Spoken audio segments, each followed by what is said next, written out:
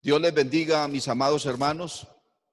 Mi saludo cristiano en el nombre del Señor Jesucristo para todos y cada uno de ustedes, todas las personas que nos están siguiendo a través de las redes sociales, a través de estas pantallas. Qué bueno tenerles con nosotros. Quiero saludarles. Como dijera el apóstol Pablo, les deseo gracia, misericordia y paz en el nombre del Señor Jesucristo. Vamos a meditar en la palabra de Dios. Yo quiero que, por favor, abra su Biblia en el libro de Apocalipsis, en el capítulo número 4. Gloria al Señor Jesús. El verso número 6, o más bien desde el verso número 6, y dice así: y delante del trono había como un mar de vidrio, semejante al cristal, y junto al trono y alrededor del trono, 4 seres vivientes llenos de ojos delante y detrás. El primer ser viviente era semejante a un león, el segundo era semejante a un becerro, el tercero tenía rostro como de hombre, y el cuarto era semejante a un águila volando. Vamos a predicar en esta hora con un tema que he titulado: y llamarás su nombre Jesús. Y llamarás su nombre Jesús. Vamos a orar. Vamos a invocar el nombre del Señor. Vamos a decirle que nos hable, que llene nuestro corazón con su verdad, con su palabra. Gloria a Dios. Que use mis labios, que use mi mente, que use mi corazón conforme a su propósito y conforme a su voluntad. Señor Jesucristo, Padre Celestial, oh bendito Rey de la Gloria, te adoramos y te glorificamos, Señor Jesús. Bendecimos tu nombre. Tú eres nuestro Rey, tú eres nuestro Dios, tú eres nuestro Padre. Y hemos venido a tu presencia en esta hora, Señor, porque queremos comer tu palabra, queremos ser alimentados por ella. Nuestra alma, nuestra vida, nuestro espíritu tiene sed de ti, tiene hambre de ti, hambre de tu palabra. Queremos conocer y saber cada día más y más, Señor Jesús, esta palabra que nos da vida, esta palabra que nos alienta, que nos esfuerza, que nos limpia, que nos purifica, que nos edifica, que nos consuela, que nos exhorta, que nos corrige, que nos enseña, que nos hace sabios para la salvación. Gracias, Cristo bendito. En tu nombre, Padre Celestial, te lo pido. Amén y amén. Y llamarás su nombre Jesús. Gloria a Dios. Quise tomar, hermanos, estos textos del libro de Apocalipsis, que en su contexto están narrando lo que ha de suceder. Inmediatamente el Señor levante la iglesia, gloria a Dios, cuando termine el periodo de la dispensación de la gracia con el mensaje a la Odisea.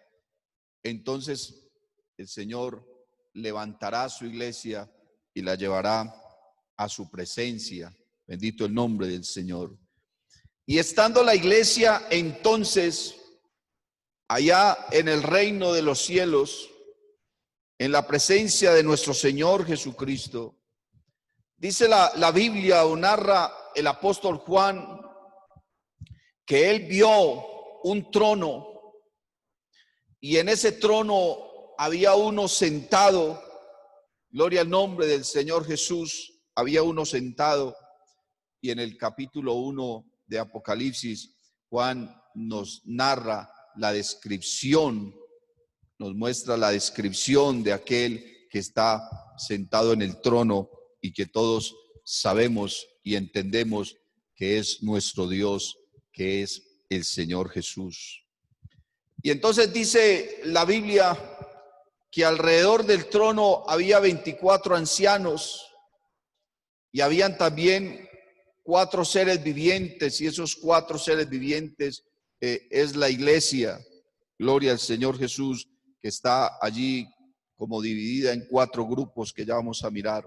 Bendito el nombre de Jesús. Y aquellos seres vivientes y aquellos ancianos se postraban delante del que está sentado en el trono y lo adoran y lo glorifican y lo exaltan. Y aquellos 24 ancianos tienen unas coronas que el Señor se las dio, y ellos toman sus coronas y las arrojan a los pies del Señor y lo adoran y lo exaltan.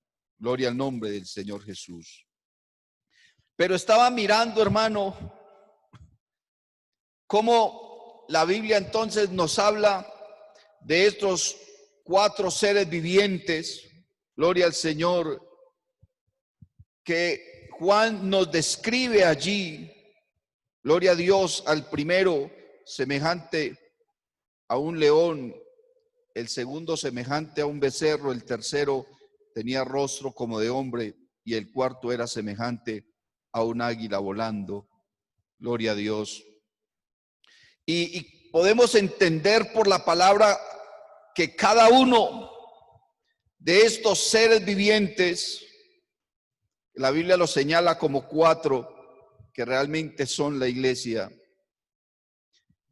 Cada uno de estos seres vivientes está describiendo a Cristo, está describiendo una faceta del Señor, amén, del Señor Jesús a través del escrito de los 4 evangelios.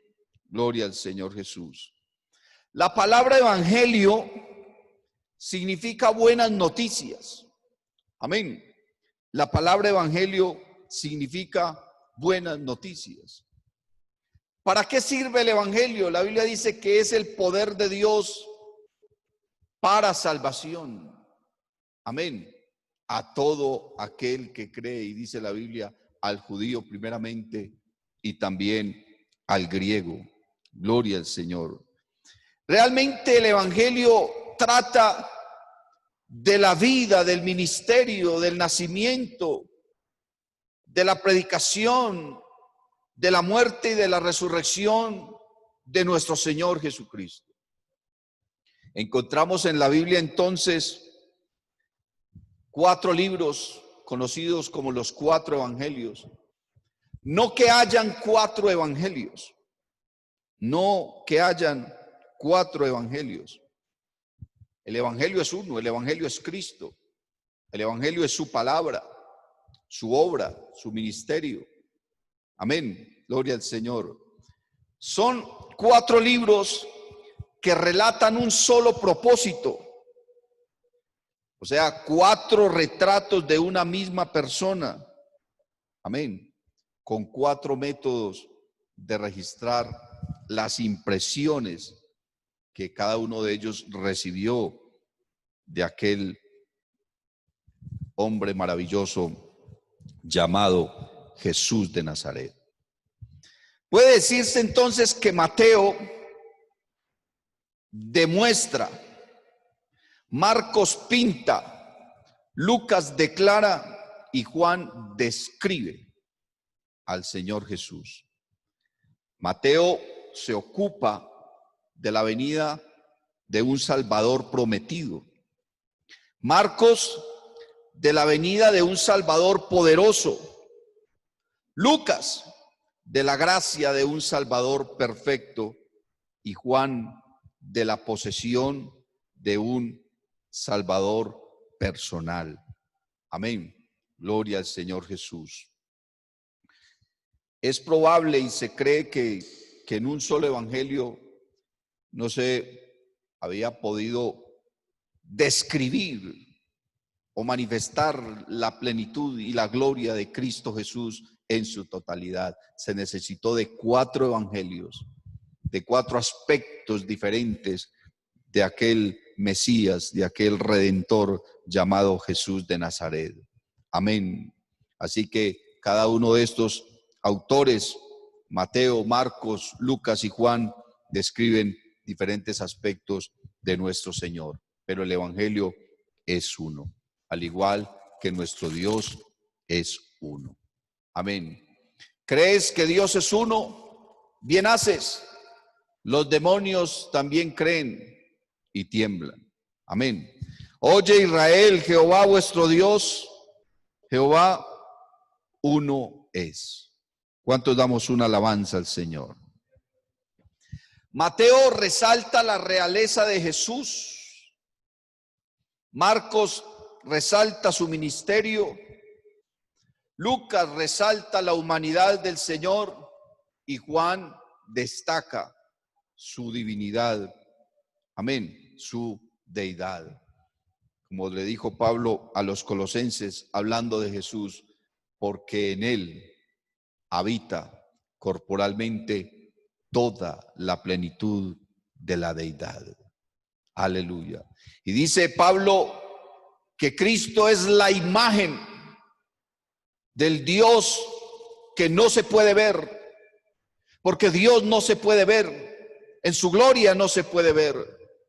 Los que vieron a Dios, vieron fue alguna teofanía, alguna manifestación visible y audible de nuestro Dios, pero en su gloria, en su estado natural, nadie lo puede ver. Anoche escuchábamos un precioso mensaje acerca de la gloria de Dios. Y la palabra gloria es luz. Amén. Y la Biblia dice que Dios habita en una luz inaccesible, a la que no se tiene acceso, a la que no se puede entrar. Quiere decir que los que vieron a Dios algún día vieron fue una teofanía, alguna de sus manifestaciones, pero la mayor manifestación de nuestro Dios fue el día que se hizo hombre, que se hizo carne. Amén, gloria al Señor Jesús, y habitó entre nosotros. Amén, y habitó entre nosotros. Dice la Biblia, aquella luz verdadera que alumbra a todo hombre venía a este mundo. Dice, en el mundo estaba y el mundo por él fue hecho, pero el mundo no le conoció, el mundo no le recibió. Pero Pablo dice que Cristo es la imagen del Dios invisible. El Señor Jesús le dijo a sus discípulos, el que me ha visto a mí, ha visto al Padre. ¿Por qué pues preguntáis por el Padre? El que me ha visto a mí, ha visto al Padre. Y dice el Señor Jesús a los judíos, porque el Padre y yo uno somos. Gloria al nombre de Jesús. Pero para hablar de los evangelios, yo quiero, hermano, resaltar sobre todo el evangelio de Mateo. El nombre de Mateo significa regalo de Dios. Amén. Evangelio según San Mateo, escrito por uno de los apóstoles del Señor, llamado Mateo y conocido también como Leví, que era un cobrador de impuestos. Una persona que no era muy popular, porque los cobradores de impuestos trabajaban para el imperio y eran aborrecidos por la nación, eran rechazados, no eran personas muy admiradas ni muy amadas, pero Dios llamó a ese hombre porque vio en ese hombre algo especial. Dios te llamó a ti porque vio en ti algo especial, porque Dios sabe que en ti hay algo que vale mucho. Y lo que vale mucho en tu vida es tu alma, y es tu alma la que el Señor quiere salvar. Pero para entrar un poco en el contexto del Evangelio de Mateo, hermano, yo quiero que miremos primero lo que sucedió antes. El espacio que hubo, hermano, entre el fin del Antiguo Testamento y el Nuevo Testamento se llama o se conoce como el periodo intertestamentario. Bendito el Señor Jesús. ¿Sabe, hermano? El rey Nabucodonosor de Babilonia tuvo un sueño, tuvo una visión, y él quiso reunir a todos los adivinos, a todos los magos, a todos los hombres de ciencia, a todos los hombres de sabiduría de su reino, para que alguno le interpretara el sueño que había tenido. Pero el problema grande era que ni siquiera él recordaba qué era lo que había soñado. Estaba totalmente perturbado, pero no recordaba ni siquiera. Entonces, cuando los adivinos, los hombres de ciencia, los sabios venían y le decían, mi rey, dinos tu sueño para darte la interpretación, entonces él decía, no me acuerdo. Y es necesario que me digan, y si ustedes no me dicen, los mando a matar a todos. Imagínense la situación para toda esa gente, esa posición tan complicada. Pero bueno, nuestro rey quiere que le digamos la interpretación del sueño, pero ni siquiera se acuerda del sueño. Y él dio la orden de que mandaran a matar a todos porque ninguno le servía. Dijo, si ninguno sabe cuál fue mi sueño ni la interpretación de mi sueño, entonces no merecen estar acá. Y los mandó a matar a todos. Y cuando fueron, hermano, a buscarlos para matarlos, se encontraron con Daniel, siervo del Dios Altísimo. Y Daniel dijo, vea, díganle al rey que si me da un tiempecito, yo hablo con el Dios de toda sabiduría y de todo conocimiento y me revelará su sueño y la interpretación del sueño. Y preciso, hermano, Daniel oró al Señor y Daniel fue y se presentó delante del rey y le dijo, mi rey, el sueño que te perturba es este. Tú has visto una imagen, una estatua gigante que tiene cabeza de oro, pecho y brazos de plata, piernas de bronce y los dedos son de hierro y de barro. Bendito el nombre del Señor Jesús. Y le dice entonces Daniel, esto significa que tu reino va a durar solamente un tiempo y tu reino será glorioso como el oro, pero luego de ti vendrá otro reino que no será tan glorioso como el tuyo y está reflejado en la plata, y luego de eso vendrá otro reino que correrá, porque representa los pies de bronce, que correrá y crecerá rápidamente, pero tampoco será muy duradero, y luego vendrá otro reino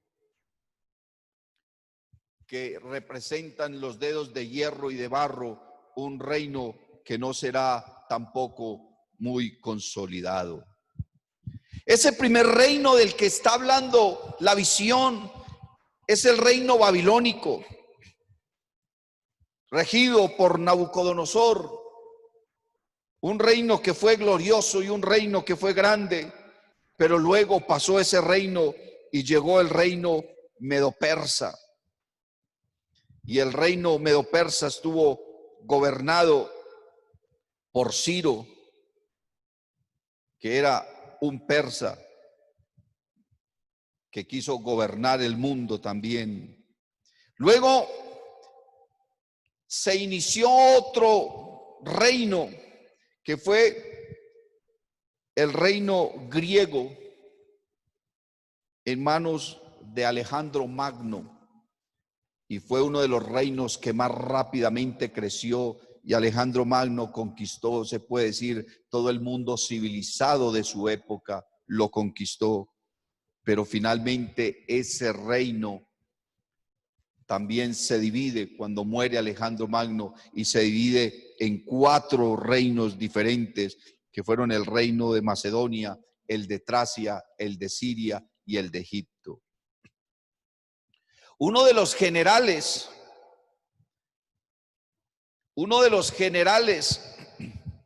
de esa división del reino, porque los 4 generales principales que tenía Alejandro Magno se apoderaron del reino y lo dividieron en 4 reinos. Antíoco tuvo un hijo llamado Antíoco Epifanes, y este hombre Antíoco entonces entró a la ciudad de Jerusalén, entró al templo y se fue hasta el lugar santo, y allí ofreció un sacrificio con cerdos, lo cual, hermano, fue una ofensa gigante para el pueblo judío, y esto desencadenó una batalla, una guerra conocida como la guerra de los macabeos.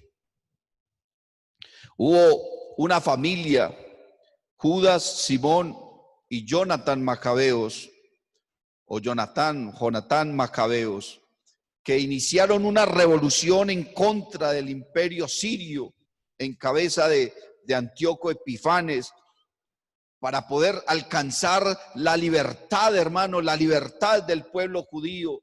Y entonces Judas Macabeos entró al templo y quiso establecer una fiesta para purificar el templo, una fiesta que se conoce como la fiesta de la dedicación. La Biblia no la menciona sino una sola vez en el Evangelio de Juan. La fiesta de la dedicación o la fiesta de la purificación, porque había sido contaminado. Al final los macabeos, tras muchas batallas y algunas guerras que pudieron realizar para liberarse del imperio sirio, lo lograron. Pero luego de que fueron libres de los sirios, entonces ahora caen en manos de los romanos. Caen en manos de los romanos, y los romanos están gobernando el mundo conocido, el mundo civilizado para la época en que nace el Señor Jesús. Bendito el Señor. Los romanos entonces comienzan a gobernar, hermano, y comienza a crecer el imperio romano, y comienzan a construir carreteras y comienzan a tener un control y un dominio grande, gigante en el mundo, y comienzan a gobernar también a los judíos. Zorobabel, después de que salieron de la esclavitud en Babilonia, comenzó a reconstruir el templo que Nabucodonosor había destruido.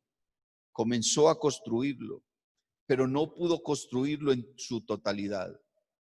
Fue Herodes el tetrarca que 20 años antes del nacimiento de Cristo comenzó a reconstruir nuevamente el templo, y duró más o menos 40 años esa reconstrucción. Quiere decir que cuando se terminó de construir el templo, el segundo templo, bendito el nombre del Señor, entonces el Señor Jesucristo ya tenía unos 20 años de edad más o menos.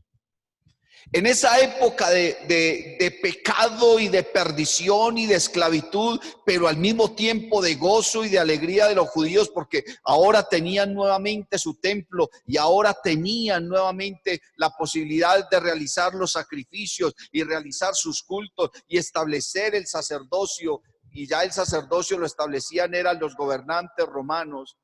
Pero aún en medio de todo eso, los judíos podían realizar sus fiestas. En medio de toda esa situación, hermano, es que aparece en escena el Redentor, el Salvador, Cristo Jesús. Dios le da cumplimiento, hermano, a todo lo que los profetas habían dicho. Dios le da cumplimiento a todo lo que los profetas habían profetizado y habían hablado acerca del Salvador. Bendito el nombre del Señor Jesús, acerca del Salvador. Y entonces, en esas circunstancias, es que Mateo comienza entonces a hablar. Mateo comienza entonces a escribir, hermanos, su evangelio. Y a mí me llama la atención, hermano, el evangelio de Mateo, porque habíamos mirado que Mateo resalta la realeza del Señor, muestra a Cristo Jesús como un rey. Y usted comienza a leer el capítulo número 1 del evangelio de según San Mateo, y Mateo inicia hablando de Jesús como hijo de David y como hijo de Abraham. Menciona que Jesús es descendiente o hijo de Abraham, porque Mateo quería resaltar, hermano, el hecho de que Cristo era el cumplimiento de la promesa que Dios le había hecho a Abraham, que en él serían benditas todas las familias de la tierra.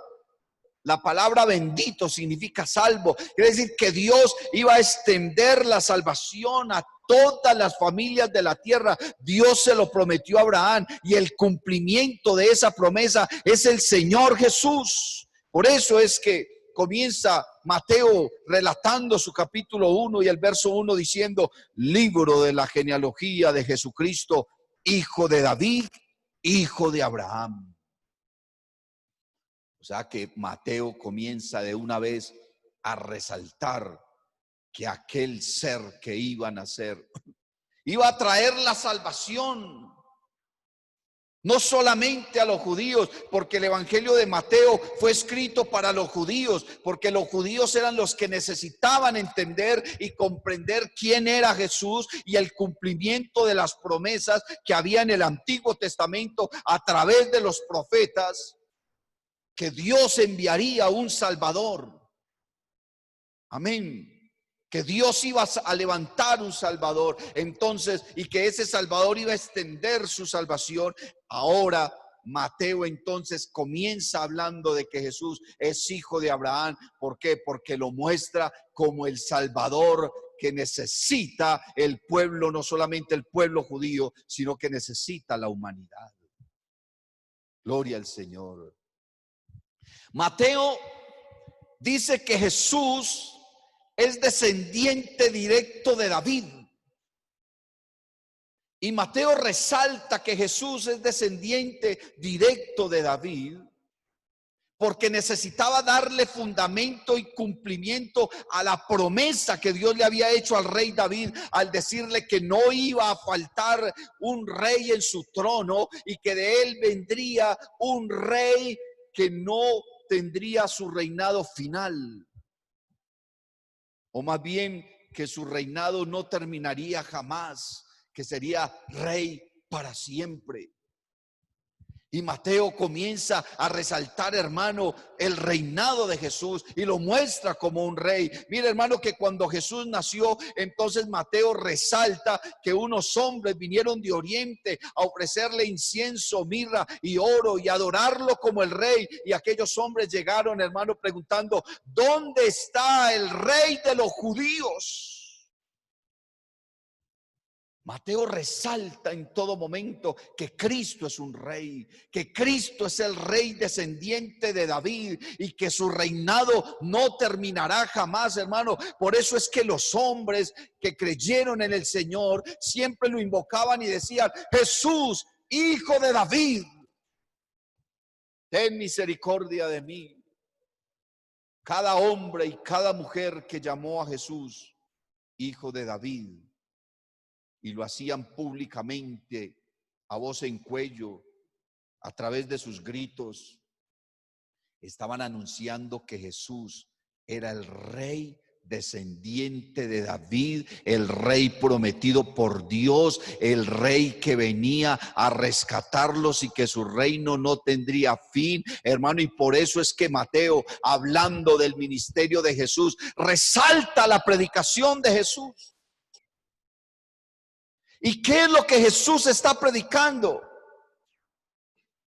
Jesús, hermano, comienza a predicar y a decir: arrepentíos porque el reino de los cielos se ha acercado. Jesús se presenta a sí mismo como el rey, como aquel rey que viene a restablecer el reino judío, pero no a restablecer el reino judío como los judíos se lo imaginaban o como los judíos lo esperaban. Era un reino diferente. El Señor dijo: mi reino no es de este mundo. Bendito el nombre del Señor Jesucristo. En esa genealogía se resalta también que el Señor Jesús es el profeta prometido a través de Moisés, porque Moisés, hermano, profetizó y dijo que Dios les iba a dar un profeta semejante a él. Y precisamente lo que Jesús hace, hermano, porque el Evangelio de Mateo resalta más lo que Jesús dijo. Amén. Resalta más lo que Jesús dijo. Gloria al nombre del Señor, que cualquier otra cosa. Se habla de más de 30 milagros que narra el Evangelio según San Mateo. Amén. Se relatan más de 30 milagros que resalta allí, pero lo que más resalta Mateo son las palabras de Jesús. Y hermano, el Evangelio de Mateo, las palabras de Jesús se resumen en 5 discursos especiales que el Señor dio, en 5 predicaciones, en 5 mensajes que el Señor predicó. Amén. En ese periodo que Mateo está resaltando. Y esos 5 mensajes son comparados con el Pentateuco, con los 5 primeros libros de la Biblia. Y el Sermón del Monte es comparado con los mandamientos que Moisés recibió en el monte, porque el Señor fue al monte y desde el monte comenzó a hablar de las bienaventuranzas. Amén. Y son comparadas con la nueva legislación, hermano, con una legislación para un nuevo pacto. Porque el Señor siempre usaba esas palabras y decía: oísteis que en la antigüedad se había dicho esto y esto, mas yo os digo esto. El Señor está legislando, está, hermano, mostrando un nuevo pacto. Que el pacto antiguo ahora queda atrás y se está mostrando como un profeta mayor que Moisés. La carta a los hebreos, hablando de Jesús, dice que Jesús es mayor que los ángeles, que es mayor que Moisés, que es mayor que el templo, que es mayor que los profetas, que es mayor que los ángeles, que es mayor que los sacrificios. Gloria al nombre del Señor Jesús. Y entonces Jesús comienza a dar una serie de discursos. También el Señor comienza a comparar el reino de los cielos en otro de sus discursos. Y entonces el Señor dice: y el reino de los cielos se compara a un hombre que trabajaba en el campo y halló un tesoro y fue y vendió todo lo que tenía para comprar ese tesoro. Y dice: el reino de los cielos es semejante a un mercader que encuentra una perla de gran precio. Y entonces comienza a hablar del reino, del reino, del reino. Claro, Él es el rey. Pero no el reino que estaban esperando, hermano, los judíos. A través de los macabeos, los judíos lograron la independencia del imperio sirio. El pueblo judío logró salir de la esclavitud de Babilonia, pero ahora habían quedado esclavos de los romanos. Y la profecía decía que aquel Mesías venía a librarlos de la esclavitud de sus enemigos. Porque dijo Dios: mi pueblo es llevado cautivo injustamente por los asirios, y los que lo llevan cautivo lo hacen aullar y gemir, y mi nombre es blasfemado todo el día. Dice: por tanto, o por esta causa, mi pueblo sabrá mi nombre en aquel día, porque yo mismo que hablo, he aquí estaré presente. Los judíos tenían muy presente esas palabras de Isaías, de que Dios iba a venir, que Dios iba a enviar a su Mesías, gloria al Señor, que lo iba a enviar para liberarlos de la esclavitud de sus enemigos. Pero resulta que un ángel se le aparece a José, el esposo de María. Porque José se había dado cuenta que María estaba en embarazo y él era un hombre justo. Y dice la Biblia: si yo demando o declaro esta situación, la van a matar a ella. porque no ha estado con ningún hombre conocido. Y yo no la he tocado. Solamente estamos comprometidos en matrimonio, pero yo no la he tocado y está en embarazo. Y yo la amo. ¿Cómo puedo hacer yo esto para que la maten? Entonces más bien tomó la decisión de dejarla secretamente. Bendito el nombre de Jesús. Pero cuando pensaba dejarla, se le apareció un ángel del cielo, lo narra Mateo. Y el ángel se le presenta en sueños a José y le dice: José, hijo de David, no temas recibir a María tu mujer, porque lo que en ella es engendrado del Espíritu Santo es. Y mire lo que le dice: y llamarás su nombre Jesús. Y llamarás su nombre Jesús, porque Él salvará a tu pueblo, no de sus enemigos, no de los romanos, no de los babilonios, no de los sirios, no de los egipcios, no de ninguno de ellos. Salvará a su pueblo de sus pecados. Dios le revela, hermano, a través del ángel a José, que Jesús tenía un reinado y tenía un ministerio especial, pero no un ministerio militar ni de nada de esas cosas, porque él sabía que no era con espada ni con ejército, sino con el poder de su Santo Espíritu, y que venía a salvar a su pueblo era de sus pecados. Y por eso le dice: y llamarás su nombre Jesús, porque Jesús significa Salvador, porque Jesús significa Salvador. Aleluya. Mire, hermano, los 4 aspectos que muestran los evangelios de Jesús ya estaban profetizados, ya estaban anunciados por los profetas. Si usted mira el libro de Zacarías, el capítulo 9 y el verso 9, hablando de la profecía del Señor, dice: alégrate mucho, hija de Sión, da voces de júbilo, hija de Jerusalén. He aquí, tu rey vendrá a ti, justo y salvador, humilde y cabalgando sobre un asno, sobre un pollino de asna.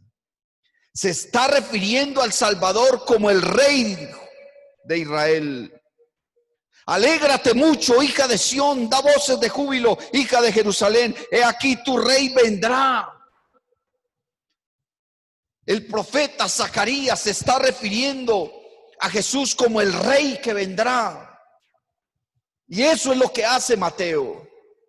Mateo comienza a darle cumplimiento a esa profecía. ¿Por qué? Porque tenía que demostrarle a los judíos que el rey que ellos estaban esperando era Jesús, no otro. Que Jesús era el rey, que era descendiente de Abraham, que era descendiente de David, que era profeta como Moisés. Aleluya, y lo muestra como el rey. Dice también Zacarías en el capítulo 6 y el verso 12: y le hablarás diciendo: así ha hablado Jehová de los ejércitos, diciendo: he aquí el varón cuyo nombre es el renuevo, el cual brotará de sus raíces y edificará el templo de Jehová. Se está refiriendo al Salvador como un varón, como un hombre. Y eso es lo que hace Lucas en su evangelio. Lucas se refiere al Señor Jesús como el Hijo del Hombre, porque habría de venir como un hombre. ¿Para qué? A salvar a su pueblo. A salvar a su pueblo. Estaba mirando, hermanos, que Isaías en el capítulo 42 y el verso 1 se refiere al Salvador como el siervo, como el siervo. Quiero leerlo, hermano, acá en el nombre del Señor, para que comparemos esta palabra maravillosa como se refiere el profeta Isaías a aquel siervo. Capítulo 42, verso 1 dice: he aquí mi siervo, yo le sostendré, mi escogido, en quien mi alma tiene contentamiento. He puesto sobre él mi espíritu, él traerá justicia a las naciones. Es Marcos el que presenta al Señor como un siervo. Y vemos al Señor Jesús entrando al templo y cómo se le entrega la escritura. Y cómo se le entrega la escritura y él comienza a leer la escritura en el libro de Isaías, donde dice: el Espíritu del Señor está sobre mí. Y aquí en este libro de Isaías se está mostrando, hermano, que el Espíritu de Dios iba a estar, amén, en Cristo Jesús, en su siervo. Y por eso es que Pablo dice que en él habita corporalmente toda la plenitud de la deidad. Que en él habita corporalmente toda la plenitud de la deidad. Gloria al Señor Jesús. Y estaba mirando también en el capítulo 40 y en el verso número 9 que dice: súbete sobre un monte alto, anunciadora de Sión, levanta fuertemente tu voz, anunciadora de Jerusalén, levántala, no temas, di a las ciudades de Judá: ved aquí al Dios vuestro. Y el que muestra a Cristo en su divinidad es Juan. Gloria al Señor. Mateo lo muestra como el rey, Marcos lo muestra como el siervo, Lucas lo muestra como el hombre y Juan lo muestra como el Hijo de Dios. Resalta su divinidad. Eso fue lo que Juan vio allá, hermano. Lo que narra en el capítulo 4 de Apocalipsis. Que vio 4 seres vivientes. Gloria al Señor. El primero fue un león, porque el león es el rey, el león de la tribu de Judá. En Marcos, hermano, lo muestra como un siervo y así lo vio Juan también. Luego, el tercer ser viviente es con un rostro de hombre y el cuarto como un águila, y lo muestra como un águila porque el águila es la que se remonta. Juan es el que más se remontó, hermano, al decir: en el principio era el verbo y el verbo era con Dios y el verbo era Dios. Nadie se había pronunciado así, hablando de la manifestación de nuestro Dios. Bendito el nombre de Jesús. Entonces Mateo resalta, hermano, la divinidad del Señor en otro sentido. Porque mire lo que el ángel le dijo a José: y llamarás su nombre Jesús, porque él salvará a su pueblo de sus pecados. Era necesario que Mateo escribiera y anunciara que Jesús venía a salvarlos de sus pecados, o sea, venía a perdonar sus pecados. ¿Y por qué tenía Mateo que resaltarle o decirle eso a los judíos? Porque los judíos bien sabían que solo Dios perdona pecados. Los judíos tenían eso muy claro. Para ellos eso es transparente como el agua. Para eso es indiscutible, irreprochable. Solo Dios perdona pecados. Claro, hermano, bajaron un paralítico por el techo y lo trajeron a la presencia del Señor Jesús. Ellos querían que el Señor lo sanara, pero el Señor se le acerca y le dice: hijo, tus pecados te son perdonados. Apenas era lógico que todos los que estuvieran ahí se asombraran, se asustaran, se abismaran. Y todos, hermano, comenzaron a juzgar y a decir, pero ¿quién se cree? Y bien dijeron los judíos, si solo Dios perdona pecados, ¿de dónde saca la autoridad pues para perdonar pecados? Y el Señor Jesús les dice, bueno, ¿qué es más fácil? ¿Decir tus pecados te son perdonados? ¿O levántate y anda? Pues para que ustedes sepan que el Hijo del Hombre tiene autoridad para perdonar pecados, le dijo a aquel paralítico, levántate, toma tu lecho y anda. Y dice la Biblia que ese hombre al instante se levantó, hermano. Se levantó y todos quedaron perplejos. Por eso es que Mateo, hermano, le está diciendo a los judíos, y llamarás su nombre Jesús, porque él salvará a su pueblo de sus pecados, porque no hay otro nombre bajo el cielo dado a los hombres en quien podamos tener salvación. Y por eso es que tenemos que ser bautizados en el nombre de Jesucristo, porque en el nombre de Jesucristo hay perdón de pecados. No podemos subestimar el bautismo. No podemos tener en poco el bautismo. Porque una cosa es que Dios declare el perdón de los pecados y otra cosa es que tú recibas el perdón de los pecados. Y la única manera de recibir el perdón de los pecados es cuando se nos invoca el nombre de Jesús. A través de una ceremonia que representa la muerte. Porque la paga del pecado es la muerte. Y si el hombre no muere, sus pecados no son perdonados.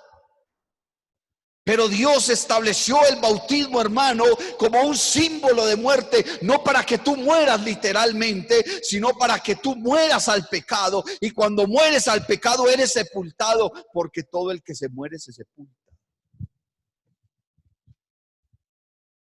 Y entonces cuando somos sepultados en el bautismo y se nos invoca el nombre de Jesús, nuestros pecados son perdonados. Y dice la Biblia que el Señor se lleva esos pecados en el agua y los sepulta ya en el fondo del mar para nunca más acordarse de ellos. Y cuando tú sales del agua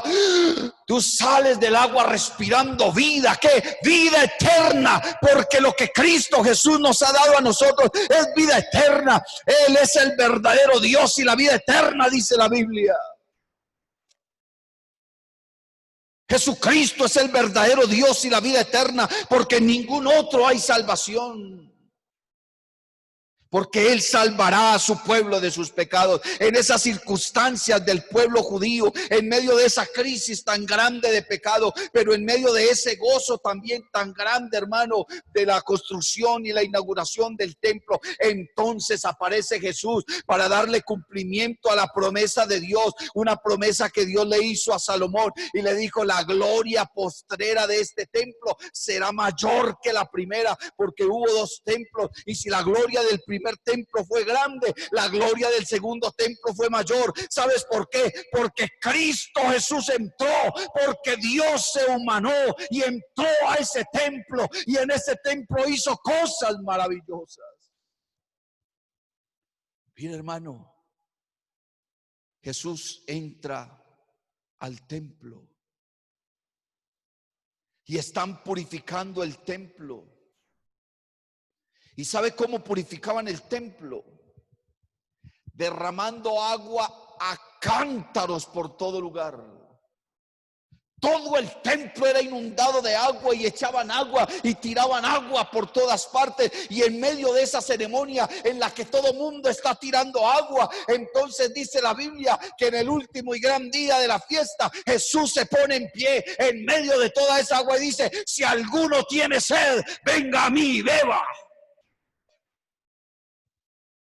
Y entonces yo estaba pensando, ¿por qué Jesús escogió el día en que se estaba derramando tanta agua? Porque uno podría pensar, ¿quién tendrá sed en medio de tanta agua?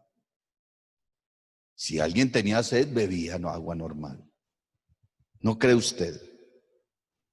Pero era posible que alguien entendiera que Jesús se estaba refiriendo no al agua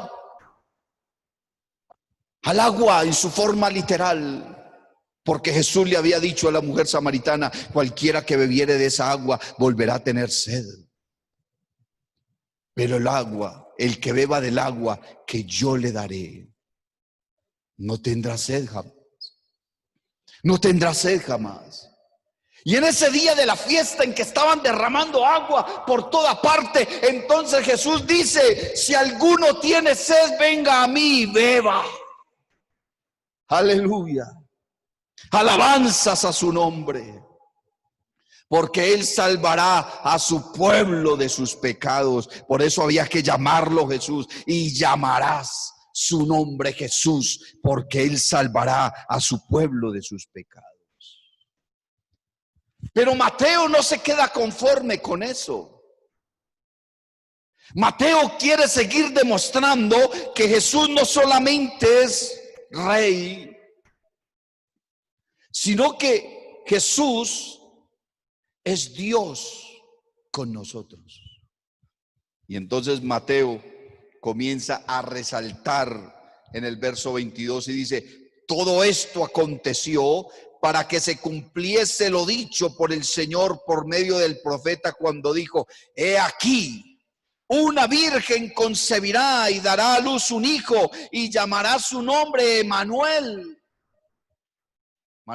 Emanuel es una palabra hebrea que traduce o significa Dios con nosotros.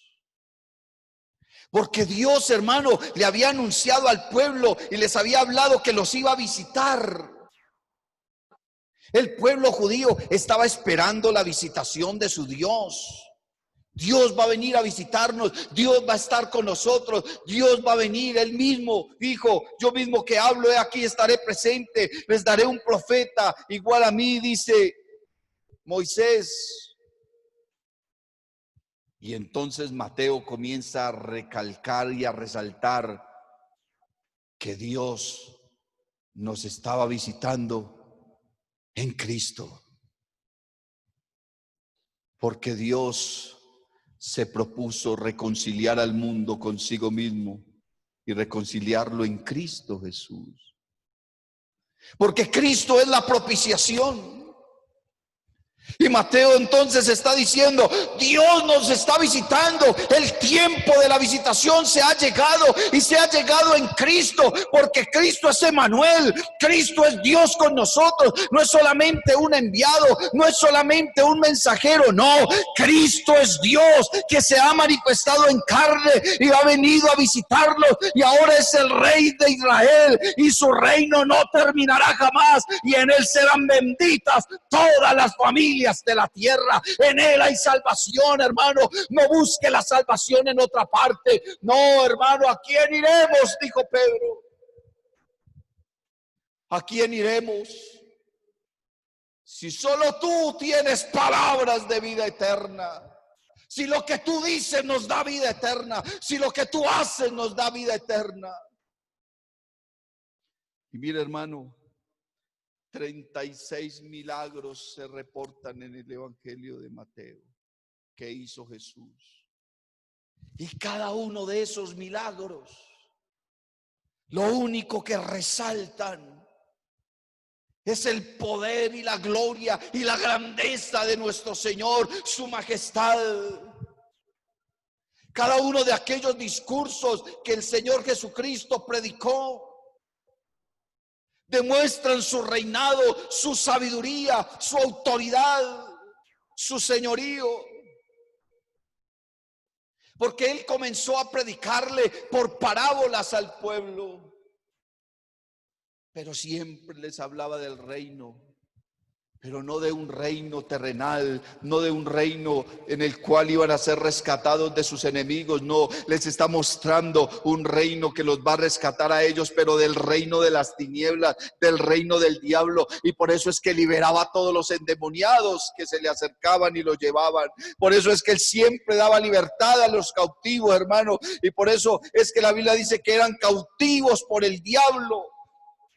Y Él vino a liberarnos no solamente a los judíos, sino a nosotros, a los gentiles, a los que podemos creer, hermano. A los suyos vino y los suyos no le recibieron, mas a todos los que le recibieron, a los que creen en su nombre, les ha dado potestad de ser hechos hijos de Dios, los cuales no son engendrados ni de carne, ni de sangre, ni de voluntad de varón, sino de Dios.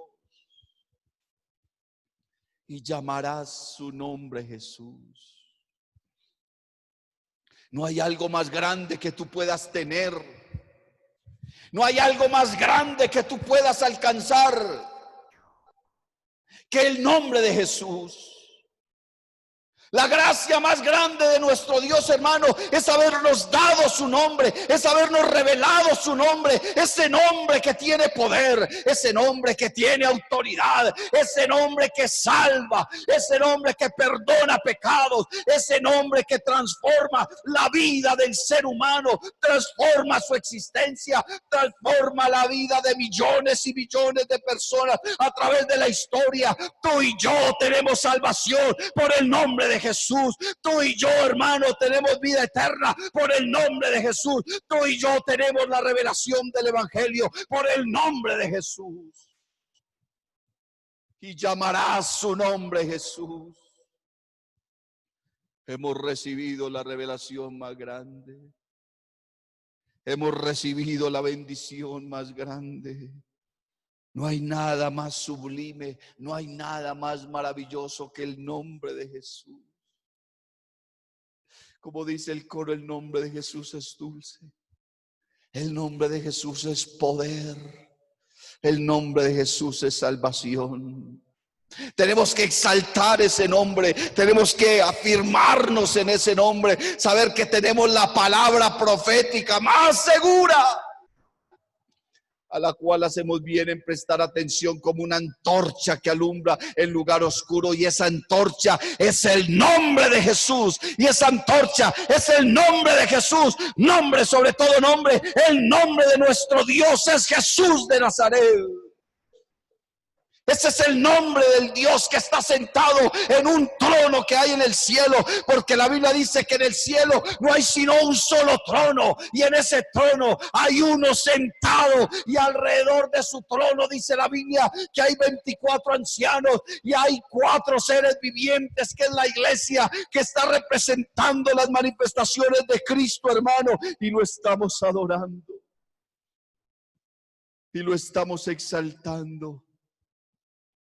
Oh, qué bueno que en esta hora hubiera alguien que quisiera doblar sus rodillas, cerrar sus ojos y levantar sus manos e invocar el nombre de Jesús y decirle: Señor Jesús, tú eres mi Dios, tú eres mi Padre, yo te entrego mi vida.